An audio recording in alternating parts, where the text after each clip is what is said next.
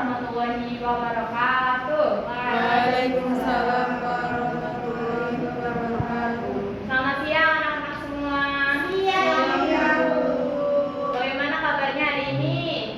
Alhamdulillah baik.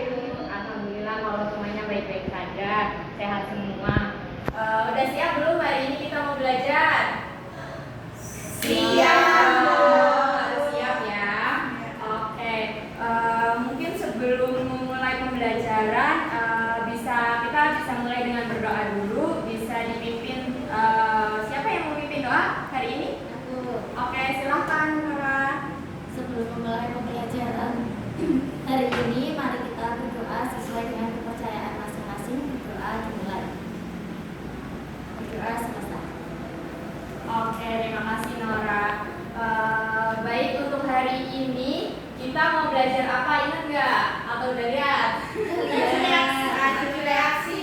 Tepatnya faktor laju reaksi. Oke. Kayaknya kalau langsung mulai pembelajaran sepertinya pusing. Jadi kita nonton video dulu nih, pendek banget tuh videonya. Tonton dulu ya.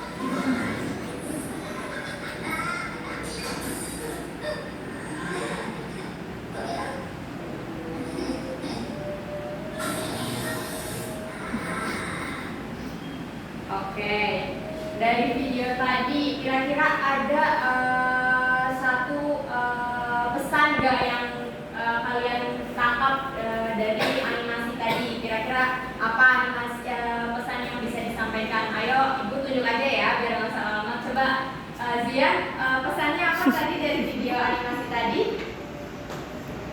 Gotong royong. Iya, betul sekali, gotong royong atau kerja sama. Kerjasama ini juga berhubungan dengan materi kita pada hari ini, yaitu faktor-faktor laju reaksi. Jadi untuk menghasilkan sebuah reaksi ada faktor-faktor yang harus saling berhubungan, harus saling ada untuk bisa mencapai reaksi akhir yang ingin kita dapatkan, seperti itu. Oke. Karena hari ini kita kan belajar tentang faktor-faktor laju reaksi, dan kemarin kita sudah belajar tentang laju reaksi. Ada yang masih ingat nggak apa itu laju reaksi? Coba ibu tanya. Enggak? Ya Allah. Ya udah, kita ulas sedikit ya. Laju reaksi itu adalah sebuah cepat lambatnya suatu reaksi berlangsung atau semakin berkurangnya suatu reaktan dan semakin bertambahnya suatu produk dalam satuan waktu. Ya, jangan sampai lupa lagi ya. Oke, nanti dilihat lagi. Oke, kan tadi ibu udah bilang bahwa hari ini kita itu akan belajar tentang faktor-faktor laju reaksi. Di sini ibu mau menegaskan lagi bahwa tujuan pembelajaran kita selain untuk memahami tentang faktor-faktor laju reaksi, juga kita harus tahu paham bagaimana hubungannya dengan teori tumbuhan dan paham bagaimana sih contohnya dalam kehidupan sehari-hari. Oke. Waduh, kok gambarnya nggak muncul ya? Ya gitu aja. Ternyata ada orang mencuci baju menggunakan deterjen. Ketika kita mencuci baju menggunakan deterjen dan deterjennya banyak, itu biasanya pakaiannya lebih cepat bersih. Kenapa? Ada yang tahu? Karena sabunnya lebih banyak sehingga kotorannya lebih mudah rontok. Selain itu ada peristiwa B. Ketika kalian bikin teh panas dikasih gula, terus teh yang ada es batunya dikasih gula, kira-kira yang bakalan mudah larut itu mana? Teh panas atau teh yang dikasih es batu? Teh panas. Kenapa? Karena gula itu lebih mudah larut di suhu panas.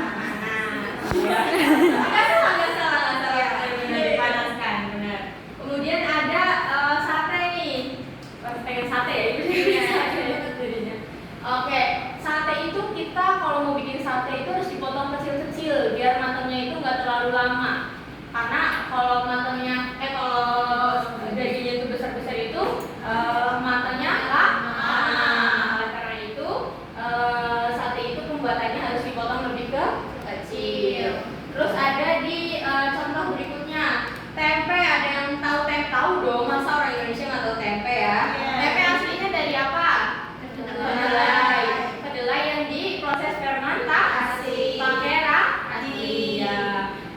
Kalau cuma tempe disimpan doang itu nggak mungkin kedelai disimpan doang itu nggak mungkin jadi tempe. Jadi ada penambahan ragi yang membantu proses fermentasi untuk merubah menjadi tempe. Nah, contoh-contoh berikut ini itu merupakan contoh-contoh dalam kehidupan sehari-hari yang merupakan faktor-faktor laju reaksi. Kalian sadar nggak? Udah belajar belum? Yang Mbak Najar kirim belum ya? Iya, betul sekali belum ternyata. Iya nih, yang pertama itu banyaknya deterjen. Berarti karena banyaknya konsentrasi deterjen yang ditambahkan. Yang gula, ada yang tahu apa? Suhu. Ya. Terus kalau yang sate tahu? Oh iya ya, Sabrina mantap, gue udah belajar. Oke, untuk yang D ini mungkin kalian agak masih bingung, nanti ibu jelaskan lebih mendalam, oke? Iya. Oke, karena ibu tadi sudah masih memantik sedikit, ibu pengen pretest dulu yuk sebentar. Ibu mau tahu sejauh mana kalian paham mengenai faktor-faktor laju reaksi. Gak mau. Oh, nggak mau? Tidak bisa, harus mau. Oke, sudah masuk semua. Ibu lihat nilainya ya. Oke, ternyata nilainya ya masih banyak yang kurang paham, masih banyak yang belum paham. Oke. Iya, tidak muncul lagi ternyata gambarnya. Di sini ada gambar. Apa ini? Lihat gambar di sini ada penggunaan es batu untuk mengawetkan ikan dan ada mengapa kayu bakar perlu dipotong-potong sebelum digunakan. Tapi nanti di sini ibu akan memberikan LKPD buat kalian terkait tadi orientasi masalah yang udah ibu berikan gambarnya. Nanti di LKPD itu sudah ada deskripsinya apa saja yang harus kalian kerjakan, apa saja yang harus kalian cari, apa saja yang harus kalian diskusikan. Biar nggak terlalu lama karena sebentar lagi kita mau pulang waktunya. Jadi ibu langsung bagi aja kelompok itu, ada kelompok kanan sama kiri. Kelompok satu itu kelompok kanan. Kanan mana kanan? Oh, situ. Ya, ini dikerjakan ya. Sini dong, harus selesai hari ini. Kalau nggak selesai nggak pulang ya. Oke. Semuanya mengerjakan problem-problem yang udah ibu kasih di situ, soal-soal yang ibu udah kasih di situ. Tapi nanti untuk menyampaikan hasil diskusinya itu di kelompok satu menyampaikan yang ini pengawetan ikan menggunakan es batu. Kelompok dua itu yang mengapa kayu perlu dipotong-potong sebelum digunakan. Paham semuanya anak-anak? Oke, ibu kasih waktu 10 menit untuk mengerjakan.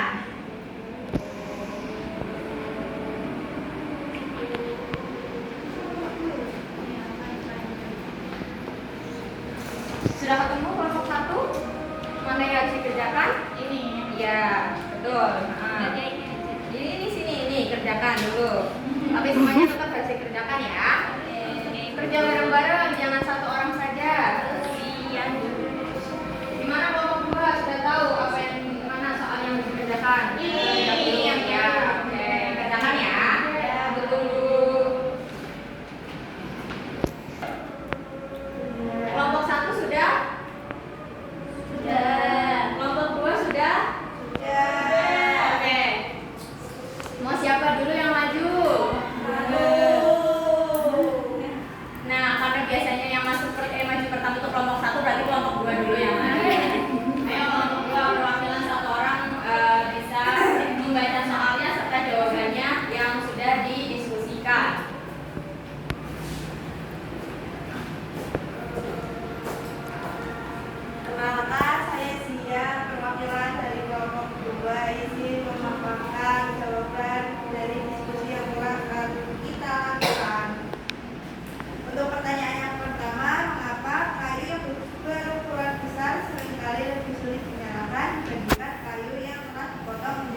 biar lebih kecil. Kayu berukuran besar itu lebih sulit dinyalakan karena hanya sedikit bagian permukaan laju yang terkena oksigen dan panas api. Selain itu, kayu besar lebih lambat mencapai suhu nyala sehingga butuh waktu lebih lama untuk terbakar. Kemudian untuk pertanyaan kedua, bagaimana sih pengaruh luas permukaan kayu terhadap laju pembakaran kayu? Semakin besar luas permukaan kayu, itu misalnya setelah dipotong kecil-kecil lalu dibakar, makin mudah dan cepat kayu terbakar. Hal ini karena lebih banyak bagian kayu yang bersentuhan dengan oksigen sehingga reaksi pembakaran berlangsung lebih cepat. Untuk pertanyaan ketiga, bagaimana prinsip kimia terkait luas permukaan dan laju reaksi dapat dalam aktivitas pembakaran kayu? Menurut prinsip kinetika kimia. Oke, sekarang kelompok 1 silakan maju.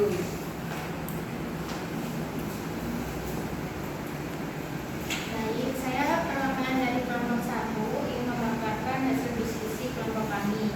Mengapa ikan cepat mengalami pembusukan setelah ditangkap? Karena ikan setelah ditangkap itu jaringan pada tubuhnya kayak air dan protein yang lebih menjadi media pertumbuhan bakteri serta enzim yang masih aktif. Selain itu, ikan tidak memiliki mekanisme pertahanan setelah mati sehingga Oke, jadi kita dapat simpulkan ya anak-anak bahwa penggunaan es batu ini, es batu kan berarti suhunya rendah sehingga memperlambat proses atau reaksi yang terjadi pada pembusukan ikan yang ditangkap oleh nelayan. Terus untuk kayu bakar, kita tahu bahwa ternyata kayu bakar yang dipotong-potong lebih kecil itu lebih mudah terbakar dibandingkan ketika masih utuh. Oke. Nah, di LKPD tadi ada penyelidikan. Nanti kalian bisa scan barcode di situ atau ibu tayangkan dari sini. Mungkin kalian tonton dulu aja. ya, Sebentar kok.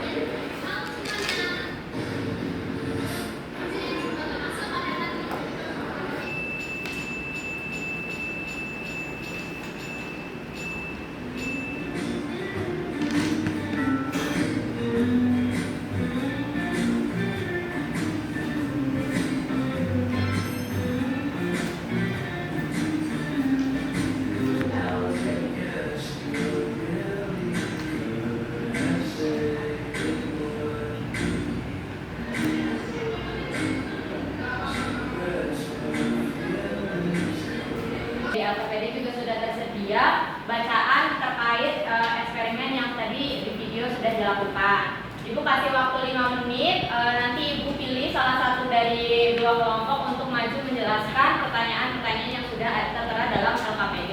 Silakan dikerjakan ya.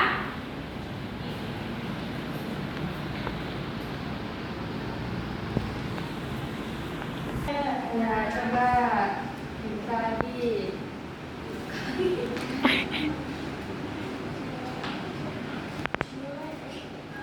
Kelompok 2 sudah ketemu? Oke, karena dari 2 kelompok sudah ketemu jawaban masing-masing, silakan perwakilan dari mau kelompok 1, kelompok 2 boleh untuk maju untuk menjelaskan pertanyaan-pertanyaan yang sudah tertera dalam LKPD. Gak ada yang mau maju, ibu duduk berarti ya. Ya. Zia mau Ayo Zia maju, kamu juga maju. Gak boleh loh, harus ikhlas.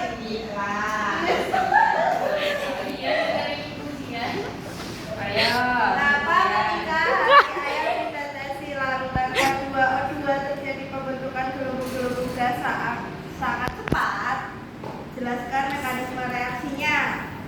Ketika hati ayam dideteksi larutan hidrogen peroksida atau H2O2 akan terlihat pembentukan gelembung-gelembung gas oksigen yang sangat cepat. Hal ini terjadi karena di dalam hati ayam terdapat enzim katalase yang berfungsi memecah H2O2 menjadi air dan oksigen. Reaksi yang terjadinya mau ditulis, Bu? Boleh. Ya Allah, pinternya sampai tahu reaksinya juga. Oh ya. Nih.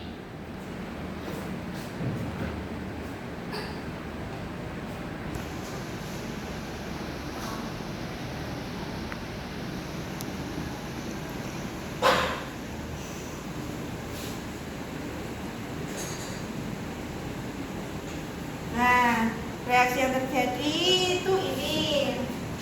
Katalase akan mempercepat reaksi dekomposisi H2O2 dengan menurunkan energi aktivasi. Gelembung gas yang muncul adalah O2 hasil dari reaksi tersebut. Karena enzim bekerja sangat cepat dan jumlah katalase dalam hati Anda cukup tinggi, maka laju pembentukan gelembungnya juga cepat. Oke, untuk nomor 1 dari kelompok 2 berarti tepuk tangan dulu untuk Vika. Nah, untuk nomor 2 berarti kelompok 1. Ayo. Oh, katanya Nora mau maju. Iya. Kita sama maju. LKPD-nya di bawah. Ya, hati-hati dulu. Dalam reaksi tersebut dan jelaskan mengapa faktor tersebut dapat mempengaruhi laju reaksinya. Laju reaksi pada percobaan katalis yaitu enzim bertindak sebagai katalis biologis yang mempercepat reaksi dengan menyediakan jalur reaksi alternatif dengan energi aktivasi yang lebih rendah. Akibatnya reaksi yang seharusnya berjalan lambat dapat berlangsung dengan sangat cepat ditandai dengan pembentukan gelembung.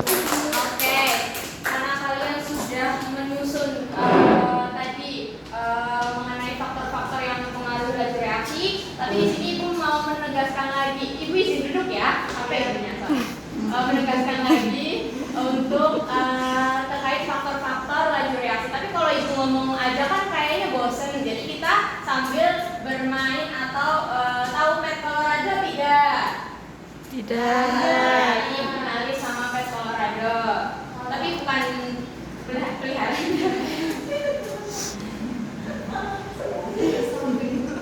Oke, di sini kita bahas faktor yang pertama yaitu ada faktor konsentrasi. Coba kita ibaratkan senyawa A itu bola biru, itu jumlahnya 100. Kemudian kita tambahkan dengan reaksikan dengan senyawa B yang jumlahnya 50. Bisa dilihat terjadi tumbukan antar partikel, tapi jika jumlahnya sedikit ya udah berarti tumbukannya hanya sedikit, kurang maksimal. Tapi ketika kita menambahkan konsentrasinya, bisa dilihat ya anak-anak, semakin banyak tumbukan-tumbukan antar partikel yang terjadi. Sedang seperti yang kita ketahui, untuk mencapai suatu reaksi kan harus adanya partikel-partikel yang bertumbukan sehingga menghasilkan energi yang bisa melampaui energi aktivasinya. Oke, untuk untuk ke konsentrasi sudah paham belum? Sudah. Ya, oke. Tadi kan ini dari konsentrasi, coba kita kurangi lagi. Tapi kita tambah dengan penambahan suhu dari faktor yang selanjutnya itu suhu. Bisa dilihat ya anak-anak, ini di bagian atas itu termometer itu ada suhunya. Jadi ketika ibu menambahkan panas pada reaksi antara bola A dan B, bisa dilihat semakin kencang tumbukan-tumbukan antara partikel yang terjadi. Bisa dilihat kan perbedaannya?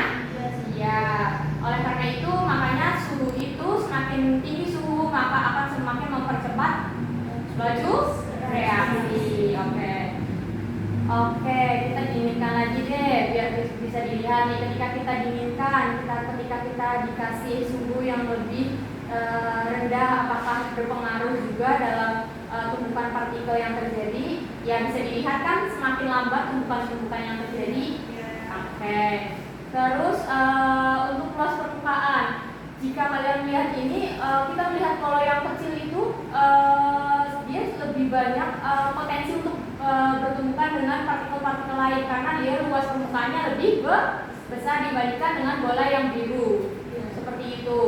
Jadi semakin besar luas permukaan maka laju reaksi semakin cepat.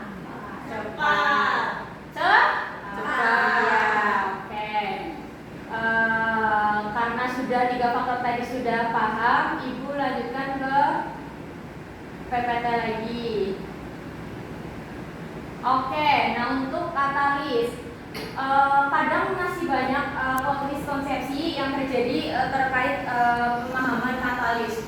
Banyak definisi-definisi yang masih menyebutkan bahwa katalis adalah zat yang mempercepat suatu laju reaksi tapi tidak ikut bereaksi. Itu salah ya anak-anak. Katalis itu merupakan zat yang mempercepat laju reaksi tetapi tetap ikut bereaksi. Nah, tetapi di tahap akhir reaksi dia akan terbentuk kembali seperti semula sehingga dia tidak akan mengikuti produknya. Oleh karena itu, katalis itu tetap ikut bereaksi tapi di akhir reaksi dia akan terbentuk kembali. Nah, kalian ibu kasih contoh pada diagram ini deh. Kalian bisa lihat ya, energi aktivasi tanpa katalis itu di kurva yang warna hitam ini. Energinya lebih tinggi tuh ketika tidak ada katalis, tapi ketika dengan ditambahkannya ada katalis, energi aktivasinya itu semakin merendah. Jadi tidak setinggi ketika tidak ada katalis. Oleh karena itu dapat kita simpulkan kalau katalis itu dapat mempercepat laju reaksi dengan cara membuat mekanisme reaksi alternatif hingga harga aktivasi yang lebih rendah. Dengan rendahnya energi aktivasi, suatu reaksi akan berlangsung lebih cepat. Jadi tadinya harus membutuhkan waktu yang lama untuk mencapai energi aktivasi di kurva hitam ini, tapi reaksi antara H dan Cl2 ini nanti berlangsung tidak terlalu lama karena energi aktivasinya hanya pada kurva biru. Itu paham? Oke. Karena sudah paham, iya, kita coba uji pemahaman kalian. Gak mau? Ya udah, gini aja karena emang ini udah waktunya mepet pulang. Nanti ibu kirim linknya. Nanti kalian harus mengerjakan, tapi kalau nggak mengerjakan nanti kalian tidak mendapatkan nilai dari ibu. Jadi nanti ibu kirim ya link post testnya untuk kalian kerjakan, tapi dikerjakan secara jujur. Iya, pintar. Tar dulu, karena udah di ujung. Siapa yang menyampaikan kesimpulan terkait pembelajaran yang hari ini kita lakukan? Mau tunjuk jari atau ibu tunjuk?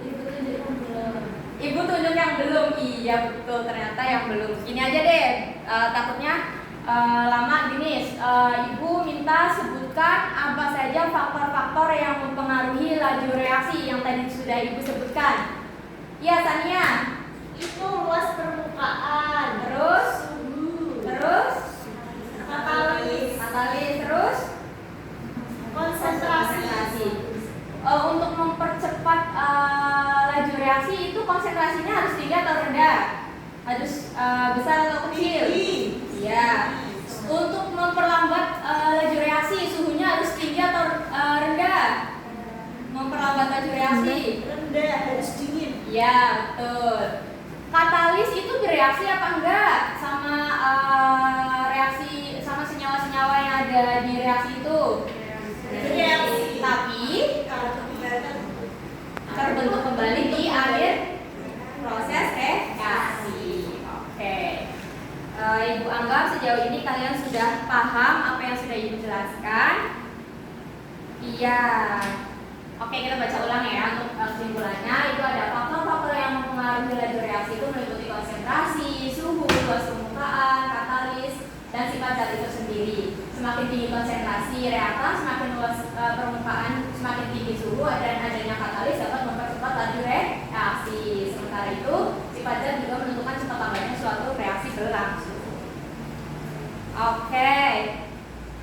Karena waktunya sudah mau habis, ibu ucapkan terima kasih banyak ke kalian sudah mau belajar bersama ibu hari ini. Jangan lupa minggu depan kita akan belajar tentang apa? Nanti ibu kirim bahan ajarnya, tapi harus dibaca. Iya, jangan cuma download. Iya, betul sekali. Oke, ibu ucapkan terima kasih dan mohon maaf apabila ada kesalahan kata ketika ibu mengajar. Mungkin sebelum kita mengakhiri kelas hari ini bisa berdoa dulu. Ayo Nora, tadi sudah membuka. Untuk pembelajaran pada siang hari ini, berdoa mulai. Berdoa Tuhan. Oke, terima kasih anak-anak kalian yang mau istirahat, silakan istirahat, jaga kesehatan. Mungkin itu saja dari Ibu. Sekian, wassalamualaikum warahmatullahi wabarakatuh.